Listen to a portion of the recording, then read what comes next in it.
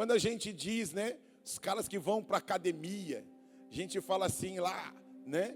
Tem muita gente, quem treina sabe disso, tem uns caras lá que está escrito na camisa lá, maromba, marombado. O que é uma pessoa marombada? É alguém que está fazendo muitos exercícios físicos, não está fazendo pouco, está fazendo muito exercício físico para cuidar do seu corpo. E quando eu lia e estudava 1 Coríntios, capítulo 6, me veio isso muito forte, Éder, no meu coração. Porque a igreja de Corinto, ela se preocupava demais com atender as necessidades do seu corpo.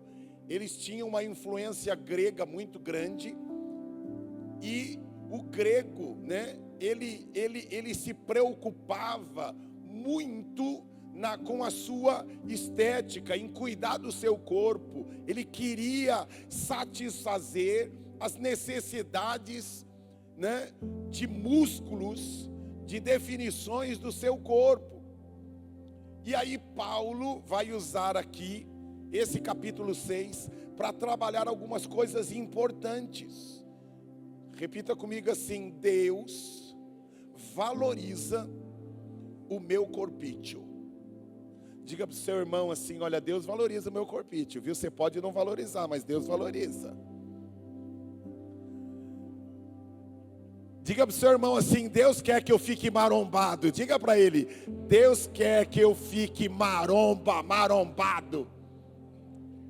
Se você olhar só a palavra maromba, na realidade ela é aquela que os trapezistas, eles utilizam, né? Sabe quando anda naquela corda? Maromba é aquela vara que as pessoas precisam para um equilíbrio. E aí agora vamos juntar o maromba da gíria com o maromba da realidade. A realidade, a origem da palavra maromba está ligado àquela vara que dá equilíbrio para os dois lados, para você não cair.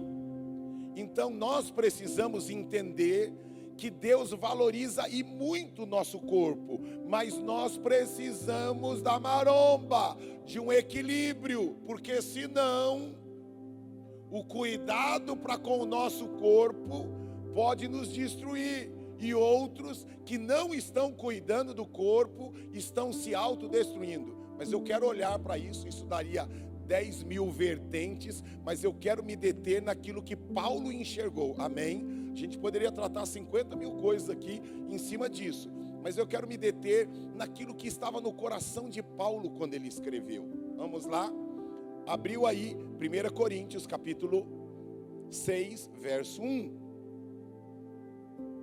Se algum de vocês tem queixa de outro irmão, como ousa apresentar a causa para ser julgada pelos ímpios, em vez de levá-las aos santos? Vocês não sabem que os santos hão de julgar o mundo? Se vocês hão de julgar o mundo, acaso não são capazes de julgar as causas de menor importância? Vocês não sabem que haveremos de julgar os anjos? Quanto mais as coisas desta vida. Portanto, se vocês têm questões relativas às coisas desta vida, designem para juízes os que são da igreja, mesmo que sejam os menos importantes. Verso 5, digo isso para envergonhá-los. Olha Paulo dizendo, que Paulo está falando algumas coisas para envergonhar o irmão, porque ele está fazendo coisa errada.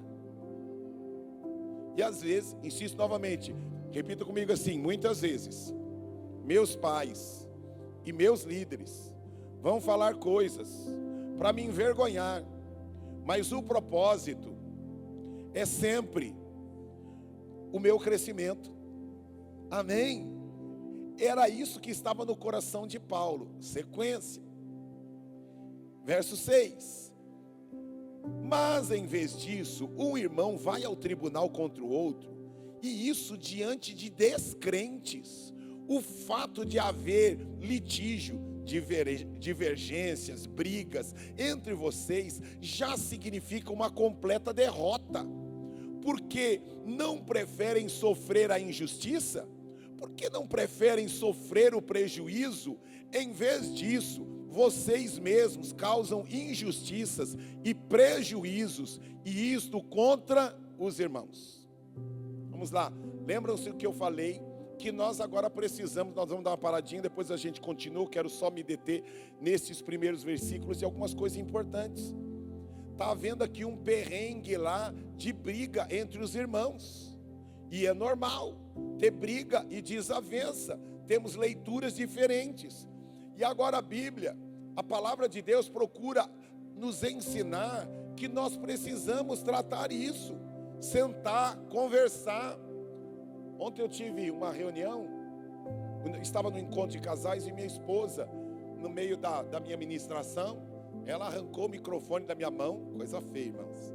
Assim, quero dizer algo para vocês, o princípio de que o que é tratado antes não custa caro depois, e é verdade.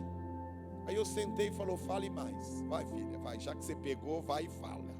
Então sim, foi uma bênção. Deixa eu dizer uma coisa para você, repita comigo assim: Deus quer usar as palavras deste culto para me treinar e me preparar para as adversidades deste mundo.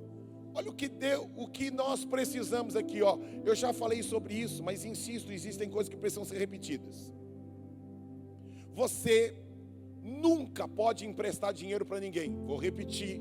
Você nunca pode emprestar dinheiro para ninguém.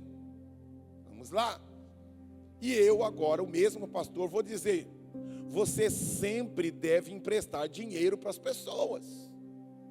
Pastor, com o que eu fico? Com a primeira ou com a segunda? Lembra que você é um crente marombado, que você tem o equilíbrio e que você entende que seus músculos precisam de equilíbrio, de moderação. Quando é que eu empresto dinheiro? Quando aquele dinheiro não faz cosquinha para mim. Agora, o que eu nunca posso fazer é emprestar dinheiro e dizer: irmão, eu preciso desse dinheiro até o final do mês. Se você não me pagar até o final do mês, irmão, eu estou estourado. Então você não deveria ter emprestado. Está claro isso? Quando é que eu empresto? Quando aquilo não me faz cosquinha nenhuma. Eu tenho lá, né? Eu não, mas vamos lá, o Emerson, né? O Emerson tem lá $250 mil na conta. Aí vem o irmão e pede, né, R$1.000 emprestado. Aí ele lembra lá quanto que ele tem em uma das contas dele. 250 não é nem real, irmão, é dólar. Aí falou: esse dinheiro não vai fazer nem cosquinha em mim. Você conhece quem está pertinho de você? Faz um pouquinho de cosquinha nele, assim, ó. Só empreste o que não faz nem cosquinha no você. Faz assim, ó. O que não faz nem cosquinha no você, aí você pode emprestar. Agora, você está precisando daquele dinheiro para pagar um aluguel. Você está precisando daquele dinheiro para algum outro negócio que você tem. Então você não pode emprestar, está claro isso? É o que estava acontecendo lá. E isto gera, porque nós temos um ambiente de família, de irmandade. Mas pastor, ele vai ficar triste comigo, porque ele sabe que eu tenho dinheiro. Mas você tem, mas precisa do dinheiro. Não, mas ele vai me dar, ele deu certeza. Não, irmão, se você não consegue ficar sem aquilo, deixa ele ficar de bico, porque o bico passa, mas a dívida não passa. Ela aumenta. Entendeu? O bico, ele cresce e vai diminuindo. Agora a dívida vai aumentando. O bico diminui, mas a dívida aumenta. Faz sentido? É o que a Bíblia está ensinando para mim e para você. Quer ver outra coisa que gera um monte de problema com irmãos? Ô meu irmão, você me empresta seu carro, eu sei que você tem outro carro a mais aí, eu vou precisar dar uma corrida aí, você me empresta o carro? Meu irmão, emprestar carro é loucura, a não ser que A não ser que, se acontecer um acidente com o carro, não vai ter problema nenhum para você, que você está cheio da grana. Porque carro, às vezes, estava na sua mão, não tinha problema nenhum. Mas você não sabia que tinha um parafusinho que estava prestes a soltar. Aí você emprestou, ia acontecer com você. Mas você, diabocidentemente, uma mistura de diabo com coincidência, você emprestou o carro quando o parafusinho estava prestes a soltar. Aí, e para você entender, porque você não sabia disso, aí você emprestou o carro. Aí você emprestou o carro sem barulho, sem problema, perfeitinho. Quando o carro volta, na hora que você liga, aí você pergunta para o irmão: irmão, fala a verdade, você caiu em algum buraco? Não, caí não. Aí você já vai olhar para ele, se ele não está fazendo assim, cruzando o dedinho. Aí você chega para ele e fala assim: irmão, os mentirosos não herdarão no reino dos céus. Você trate de ser, você está agindo igual o filho do capeta, porque quando eu emprestei o carro para você, o carro não tinha barulho nenhum. Agora, meu irmão, está com uma barulheira que nunca deu no meu carro. Vocês já ouviram a respeito disso?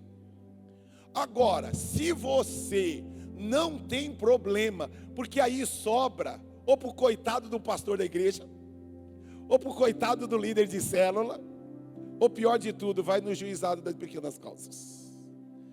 Porque era o que estava acontecendo lá com a igreja de Corinto. Meu irmão, se emprestou, esteja pronto para assumir a bronca. Diga assim: o que eu emprestar, seja em dinheiro, ou seja meu carro, eu preciso aguentar a bronca. É o que Paulo está falando aqui. Vocês não suportam o negócio? Agora se submetam ao prejuízo por amor ao irmão. Se submetam ao prejuízo por causa do irmão. Não deveria ter emprestado, não deveria ter cedido, mas já que cedeu, se cedeu, meu irmão, agora aguenta a bronca quietinho, pianinho, e amém. E Deus abençoe. Eu emprestei mesmo e foi com alegria. Aconteceu com ele, mas poderia. Eu conheço gente assim. Aconteceu com ele, mas poderia ter acontecido comigo, sem problema. Vamos que vamos, segue em frente. Agora o que ocorre? O diabo utiliza essas coisas para criar um mal-estar, e aquele que frequentava a sua casa, que ligava, que conversava com você, agora criou um clima horrível entre vocês. Irmãos, isso não é novidade. Isso já está, a Bíblia está falando que já ocorria há 2000 anos atrás. Prestava o cavalo, aí coitado do cavalo voltava gripado. Sei lá, irmão, mas a Bíblia está dizendo que já tinha os perrengues lá entre eles. Quer ver outro pepino? Empresta o nome para comprar alguma coisa. Meu irmão, você empresta lá o seu nome para eu comprar uma geladeira, para eu comprar um carro, para eu comprar. Irmão, pode emprestar? Sim, desde que você esteja pronto, que se acontecer alguma surpresa na vida, aí você emprestou o nome e o irmão, aconteceu um acidente inesperado. E na hora que aconteceu o acidente, você diz: irmão, fica tranquilo, a hora que você puder, a hora que você se reerguer, você me paga. Por enquanto, dá aqui o carnê para mim, que eu vou colocar e eu vou continuar pagando. Amém. Agora, se você não consegue fazer isso, não permita, é tolice. A Bíblia está orientando que já ocorria isso, Marcelo, lá na igreja de Corinto. Os caras emprestavam, e aí depois tinha os perrengues lá entre eles. Alugou a casa para o irmão, não fez contratinho, não colocou tudo por escrito. Meu irmão, mano, tá tudo em casa, é meu amigo desde criança, ele me carregou no colo. Aí não fez contrato. Tá bom, maravilha. Tá prontinho para acontecer um acidente, um imprevisto na vida do outro irmão, ou então ele te entregar a casa destruída e derrubada. Você entregou a casa de um jeito para ele. Quando você entrou na casa, você falou assim: nossa, foi gravada a segunda versão da família Adams. O que não falta é coisa destruída, é aranha, é tudo caindo aos pedaços. Você entregou lá o armário, tudo bonitinho, tinha acabado de fazer, armário planejado. Quando você chega lá, não tem nem porta no armário. O irmão saiu quietinho, não falou nada para você. O sem vergonha sabe como ele pegou a casa, e ele sabe como ele está entregando, e ele só diz para você: obrigado, viu, irmão, valeu, estou indo embora, não vejo a hora de dizer adeus. Irmão, e aí você fica com aquele ressentimento, e o diabo olha lá e fala assim: catei mais um. É o que está acontecendo aqui, irmãos. Estava tendo um monte de atrito. E insisto novamente, irmãos, eu tenho duas finalidades: pregar o evangelho que salva você, e também pregar o evangelho que guarda e preserva você para a eternidade. Isto preserva você, porque às vezes naquele ambiente de célula, aquele ambiente de amigos, de cooperação, de ajuda mútua, de socorro, a gente às vezes acaba exagerando. Nós não estamos agindo como crente marombado, que tem equilíbrio, que tem força, mas tem equilíbrio. Calma, isso não, irmão, mas eu sei que você tem, eu tenho, mas neste momento eu não posso. Porque, por exemplo, emprestar um carro sem seguro, você é louco. Você não tem seguro do carro, aí o cara bate. Ou então, tem seguro, mas e o valor da franquia? Já viu o valor da franquia? Ele tem dinheiro para pagar pelo menos a franquia. Porque acidente, ninguém fala assim: eu vou bater no carro do Marcão, eu vou bater naquele Corsa. Pior ainda, eu vou bater naquele Tesla, eu vou bater naquela Mercedes conversível. E aí? Aconteceu, e agora, mano? Pastor, se eu tenho que fazer uma coisa, aquele irmão de irmão não tem nada, aquele irmão, aquilo ali é um filho do capeta, é um endemoniado. Não é que ele é endemoniado, é que vocês não agiram de acordo com a orientação bíblica, vocês não agiram com sabedoria, vocês não sentaram, você não soube dizer não para o irmão. Irmão, Jesus, estava lá uma multidão lá, precisando. Jesus disse: não, meu tempo aqui acabou, vou indo para um outro lugar. Mas Senhor, tem um monte de gente que veio te procurar. Sim, mas Jesus disse não. Diga para o seu irmão: você precisa aprender a dizer não. Diga para ele: o bico vai abaixar, mas a dívida vai aumentar. Diga para ele: o bico vai baixar, mas a dívida vai aumentar. Precisamos tomar cuidado. Amém? É o que está escrito aqui nesse início. Eu lembro de uma família que tinha acabado de chegar na nossa comunidade, e eles saíram da nossa comunidade porque ela me mandou uma mensagem: eu não concordo com o que o senhor acabou de pregar no culto, estou indo embora, eu e toda a minha família, porque não é o que a Bíblia diz. A Bíblia diz que emprestará a muitos. A gente pega o que a gente gosta, não é?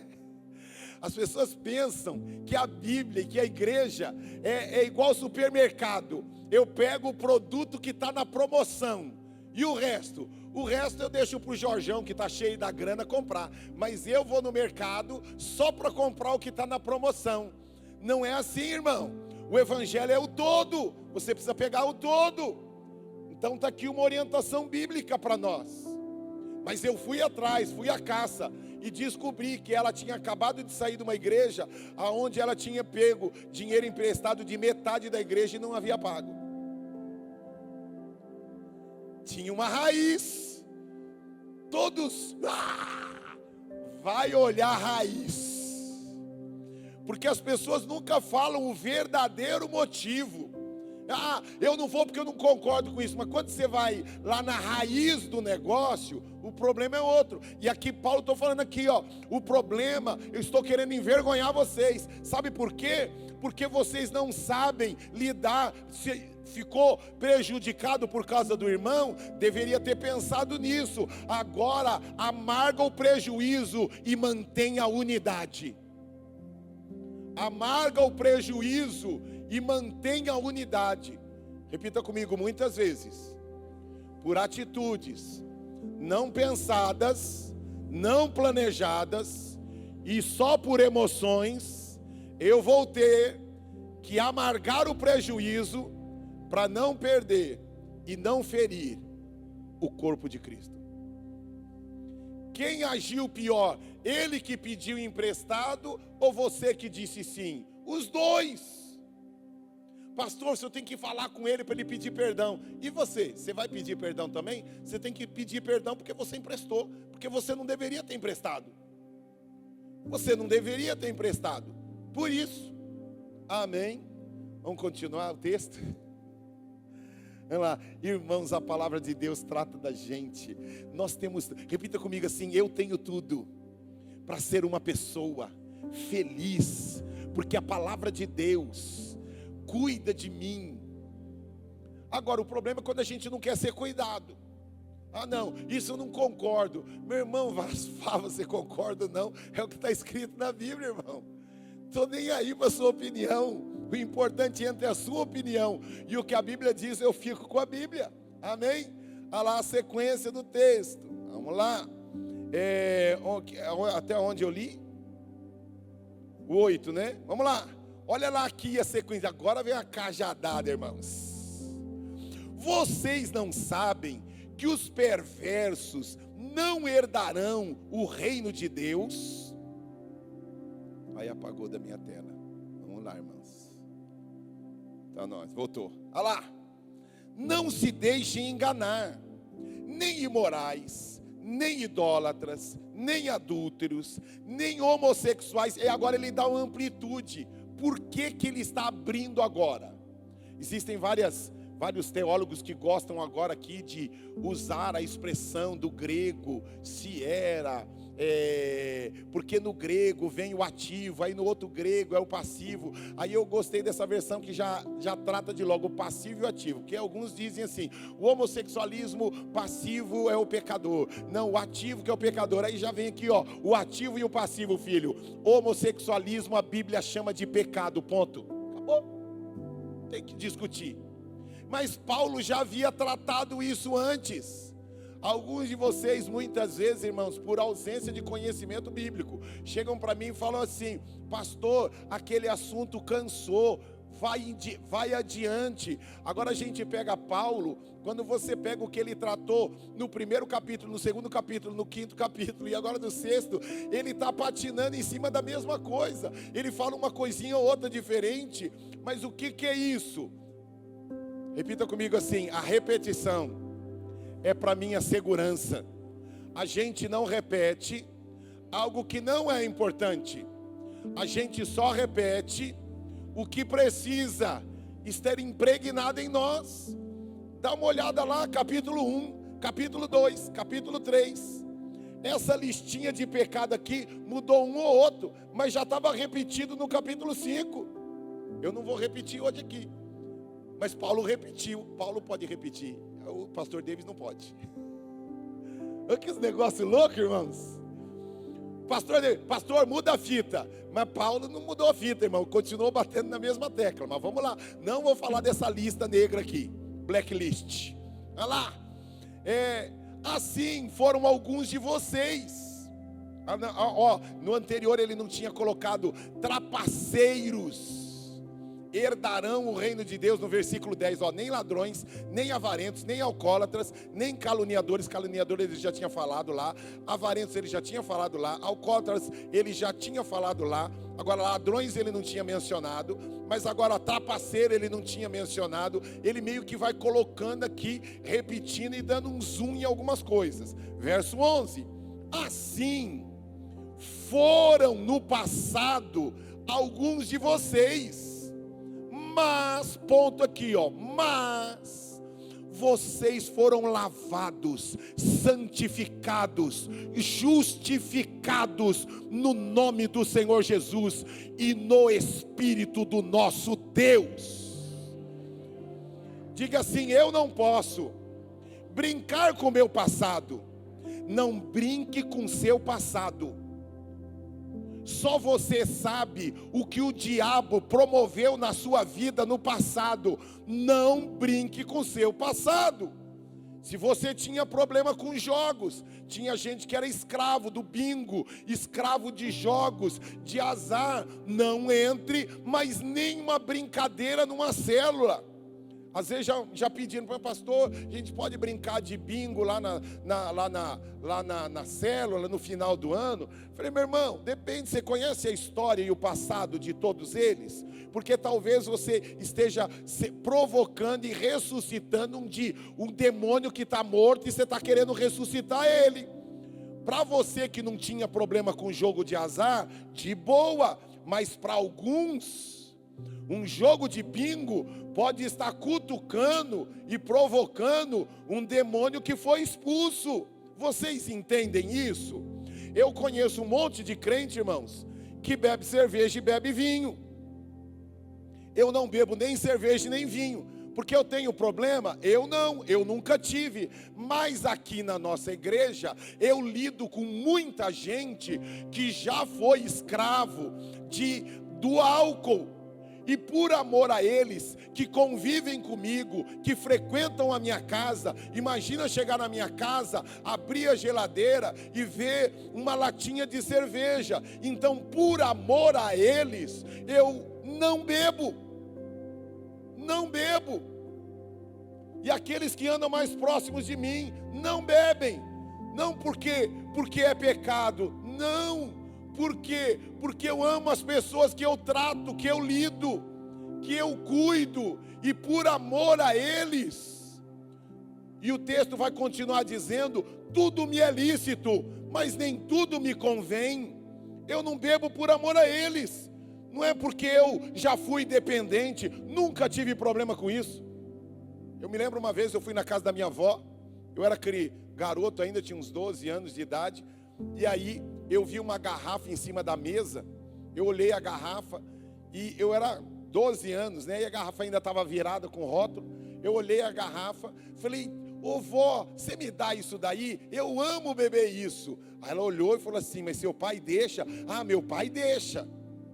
Se seu pai deixa, então pode beber. Na minha cabeça era tubaína, eu amava tomar tubaína, e gosto até hoje de tubaína. Aí ela pega, vira no copo. Aí eu estranhei, falei: deve ser uma tubaína diferente, que tinha muita espuma. E a tubaína do meu pai e da minha mãe não tinha tanta espuma assim. Eu falei: com espuma ou sem espuma, é tudo tubaína. E eu peguei, foi a única vez na minha vida que eu coloquei cerveja na minha boca. E naquele momento eu virei de uma vez. Falei: vó, essa tubaína está estragada. Aí ela: agora eu entendi, você pensou que era tubaína. Não é tubaína não, isso daqui é cerveja. Eu já estava estranhando, meu filho dá para o meu neto tubaína não cerveja. Então, irmãos, eu não tenho, insisto novamente, você está entendendo o que eu estou dizendo?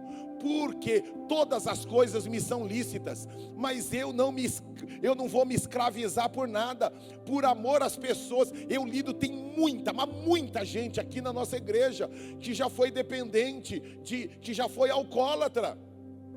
Quem já teve problema com cocaína, se tomar um copinho de cerveja, ressuscita o leão morto.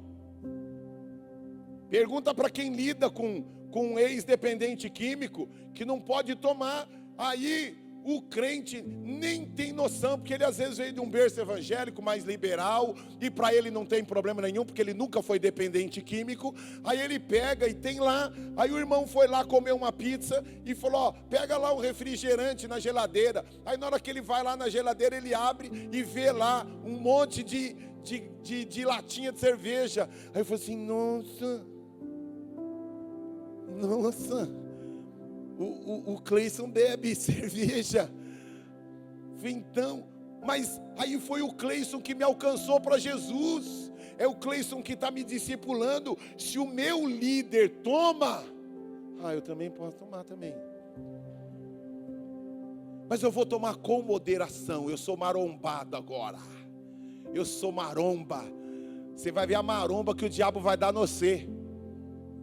Por quê? Porque você tem um passado que não se pode brincar. É o que o texto está chamando a minha e a sua atenção. Ei, nós somos lavados pelo sangue do Cordeiro. Agora, mas não brinque com o seu passado.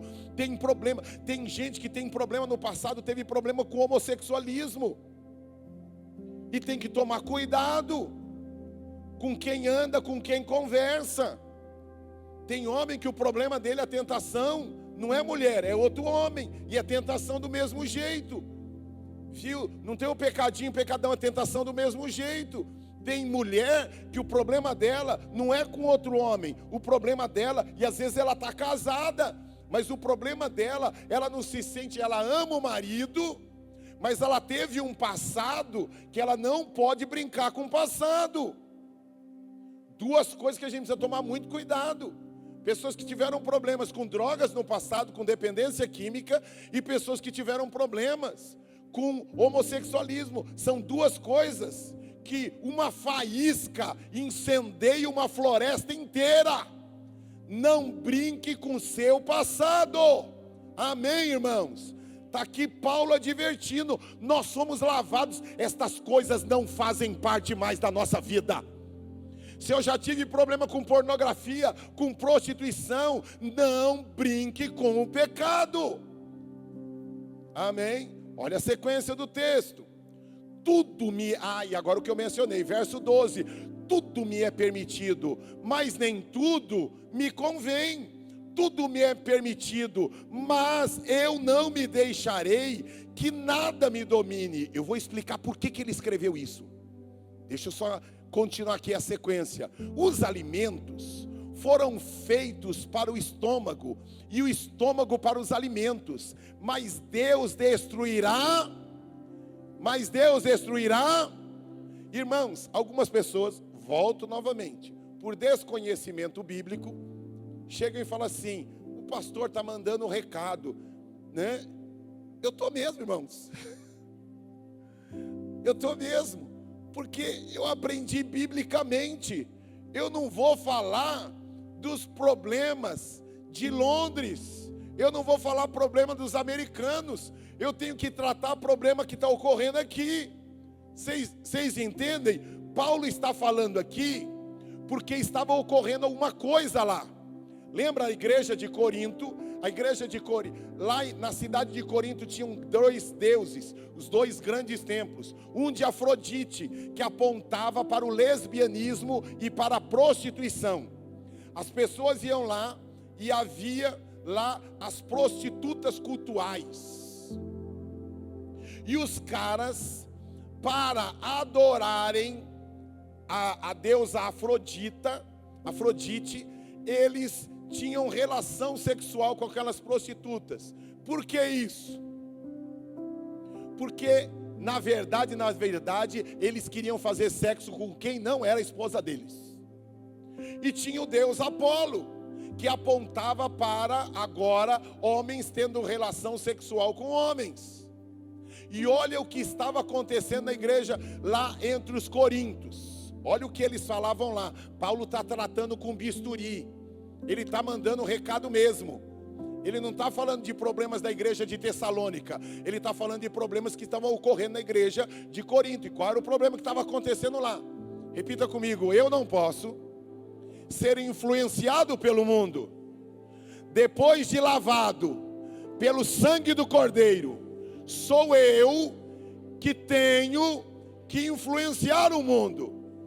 Olha como lá era normal o bacanal, a orgia, mulher deitando com mulher, mulher deitando com um monte de homem, homem deitando com um monte de homem, deitando com um monte de mulher. Isso era normal na cidade de Corinto. Agora, depois que eu e você fomos lavados e remidos pelo sangue do Cordeiro, Deus espera algo novo de mim, algo diferente de mim e de você, atitudes novas, comportamentos novos. Mas o mundo estava penetrando aos pouquinhos dentro da igreja novamente. E é essa a preocupação de Paulo. Essa era a preocupação. E olha o que eles utilizavam. Problema da época. Assim como o meu corpo precisa e tem necessidade de comida, também o meu corpo tem necessidade de sexo. Olha o paralelo que eles utilizavam na igreja de Corinto. O meu corpo, e por isso que ele usa a expressão de comida.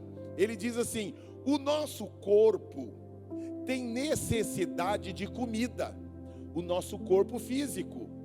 E o meu corpo também tem necessidade de sexo. Afinal de contas, o amor sempre vence. Já ouviram essa frase? O amor vence. Era o que estava, é algo novo? Não, irmãos. Já eu estou falando de algo que está acontecendo, Samuel, há 2000 anos atrás. A gente pensa assim, nós precisamos nos levantar contra isso, porque esse negócio aí, essa libertinagem, meu irmão, Ione, Aguinaldo, não tem nada de novo, isso já é antigo. Essa bandeira de o amor vence.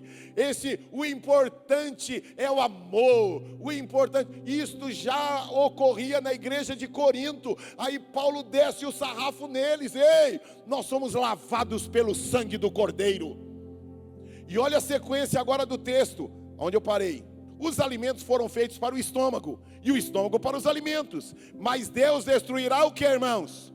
Tudo, ambos. O corpo, porém, não é para a imoralidade, mas para o Senhor, e o Senhor para o corpo. Verso 14. Por seu poder, Deus ressuscitou o Senhor, e também nos ressuscitará. Vocês não sabem que os seus corpos são membros de Cristo? Tomarei eu os membros de Cristo e os unirei a uma prostituta? De maneira nenhuma. Verso 16. Vocês não sabem que aquele que se une a uma prostituta é um corpo com ela? Pois como está escrito, os dois serão uma só carne. Mas aquele que se une ao Senhor é um espírito com ele. Verso 18.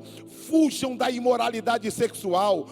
Todos os pecados que cometemos fora do corpo, os comete, mas quem peca sexualmente, peca contra o seu próprio corpo. Verso 19, não, aí o verso 19 para aqui, vamos parar aqui, olha para mim, diga assim: o meu corpo, ele é especial para Deus. Diga assim: eu preciso, a Bíblia diz, tomar cuidado com aquilo que os meus olhos olham, com aquilo que a minha mão toca, aquilo que os meus ouvidos ouvem. Você entende que Deus está enviando esta palavra para proteger eu e você? Não brinque com o pecado, não brinque com o seu passado, e cuidado com o seu corpo. Irmãos, do jeitinho que aconteceu há 2000 anos atrás, está acontecendo novamente aqui dentro. Novamente na igreja atual, Cláudio, aonde as pessoas, mas pastor, mas tem um monte de igreja fazendo, mas isso é algo tão normal, mas isso é algo tão normal, mas isso é algo tão rotineiro, mas eu já vi tanta gente. O importante, pastor, é que ele está servindo a Deus. Está servindo mesmo? Lembra a frasezinha que eu mencionei do chinesinho, que foi lá na igreja dos americanos? Olhou o tamanho da igreja, viu a quantidade de luzes, viu aquela música linda tocada, viu um pregador bonito lá pregando, depois era ele que ia pregar. Ele olha tudo aquilo, aquela monstruosidade de igreja, aquele estacionamento, aquela cantina que não era uma cantina, era um mega restaurante, aquela livraria que não era uma livraria, era a livraria. lá, Conde Sarzedas fazia fichinha, não fazia nem cosquinha lá. Aí ele olha tudo aquilo e diz: como vocês conseguem fazer tudo isso sem Deus? Aí o pastor da igreja falou assim: eita, como assim? Porque eu vi luz, eu vi uma banda bonita, mas a pergunta é: Deus eu não vi aqui no culto. Que é a minha alegria, irmãos, e eu falo isso com profundo temor e tremor. Graças a Deus a gente está com ar-condicionado, a gente está melhorando a cada dia, tem muita coisa ainda para melhorar, mas mais do que um prédio bonito, a questão é: a gente tem a beleza da presença de Deus. A gente tem a beleza e o temor de Deus, porque do que adianta ter um prédio lindo, uma boa iluminação, uma boa mesa de som, aparelhos maravilhosos, músicos que cantam maravilhosamente bem, mas a questão é a presença de Deus. Quando a gente abre a boca, ela vem e se manifesta. E não é só, esse não é diagnóstico só desse japonês. Vários homens de Deus sérios já passearam em várias igrejas por aí. Eu estava ouvindo, alguém já ouviu aquele, eu gosto dele, é um homem sério, aquele que tem o nome Coelho, como que é o nome? Não, Fábio Coelho, um homem de Deus sério, talvez um dia a gente traga ele aqui. Um homem de Deus sério, e ele disse: eu já fui pregar em megas igrejas no mundo. Só que quando eu cheguei lá, eu senti tudo. Senti o cheiro da fumaça, senti as luzes, senti uma recepção linda, maravilhosa. A única coisa que eu não senti foi a presença de Deus. E aí ele conta, ele havia sido chamado para pregar na África. E quando ele chegou lá na África, quando ele foi ver lá, aonde é a igreja? Irmão, a gente não tem igreja, mas é embaixo daquela árvore ali, que daqui a pouco os irmãos vão chegar, e é na sombra daquela árvore que você vai pregar. Aí ele disse: não tinha som, não tinha luz, não tinha banda, não tinha nada, não tinha ar-condicionado, tinha a sombra da árvore. Mas ele diz que a sombra daquela árvore remeteu ele ao texto de: a sombra do Onipotente descansará. Não tinha iluminação, não tinha banda, mas ele disse: eu vi a presença de Deus embaixo daquela árvore. Então, sabe, irmãos, às vezes a gente se auto-engana, a gente percebe que a gente está prosperando bastante, a gente está alcançando bastante, temos uma casa nova, um carro novo, temos uma nova promoção, e temos, olha, maravilhoso tudo isso, mas no meio de tudo isso, você é um crente marombado que cuida do seu corpo. Esse corpite aqui, ó, pertence ao Espírito Santo. Nós temos ensinado os nossos filhos, ó, cuidado com a mãozinha. Cuidado, mãozinha, onde poca. Cuidado, mãozinha. Já falei para meus filhos, ó, cuidado, hein. Se pôr a mão lá onde não pode, vai ficar leprosa. Ai, pai, para com isso. Eu amo você, por isso que eu estou falando. Pergunta para ele se eu já não falei. Avança o farol para você ver. Puxa, pai, o senhor está sendo duro comigo. Duro porque eu amo você. Prefiro entrar no céu leproso do que leproso, do que são ir para o quinto dos infernos. Foi, cuida do corpinho aí, ó. Não deixa passar do farol, não. Então nós temos trabalhado isso. Ah, mas pastor, mas hoje em dia é normal, né? Fazer um exame de toque antes de casar. Você vai ver onde você vai casar, filho. Está aqui, ó, é o que estava acontecendo na igreja de Corinto. Mas é normal, irmãos, tem coisa que para mim e para você não pode ser normal. Está aqui Paulo, essa é a preocupação de Paulo. Repita comigo: tem coisa que é normal para o mundo, mas não é normal para um lavado pelo sangue do Cordeiro. Diga: está sobre mim a marca do sangue. E olha agora que coisa poderosa, irmãos. Verso 19, enquanto a banda sobe. Olha que coisa poderosa. Acaso não sabem que o corpo de vocês é santuário do Espírito Santo, que habita em vocês, que lhes foi dado por Deus, e que vocês não são de vocês mesmos? Verso 20, vamos ler todos juntos. vocês foram comprados por alto preço. Está correto? Não, nós vamos mudar essa frase. Vamos colocar na primeira pessoa. Amém? Você vai ler assim: eu fui comprado por um alto preço. Amém? Vamos lá, e na onde está escrito aqui, portanto glorifiquem a Deus. Vocês vão dizer: portanto eu glorificarei a Deus com o meu próprio corpo. Amém? Vamos ler juntos, 1, 2, 3.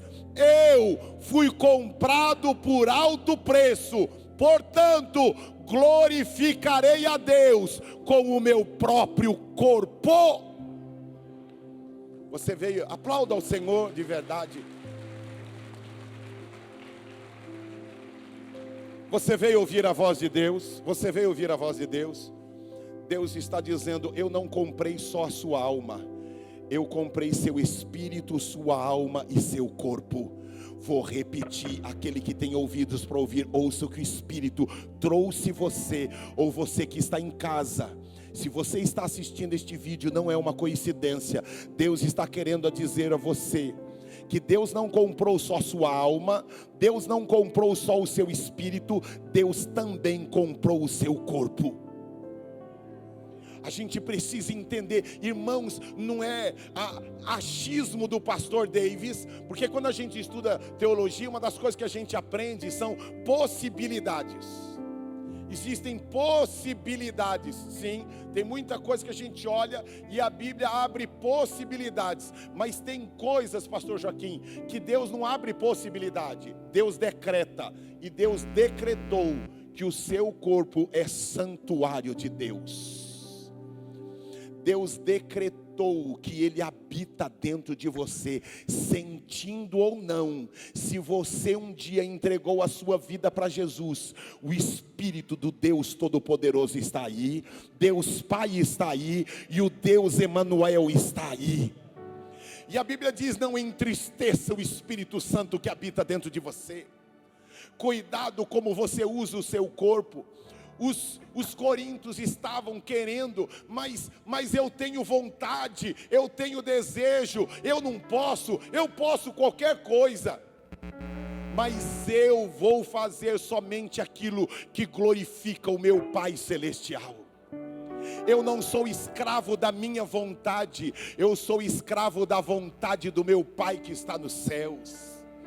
Eu anotei mais algumas coisinhas aqui, antes de você. Olha lá, os coríntios defendiam a liberdade total, até hoje. E aí aquilo que eu mencionei, misericórdia, irmãos.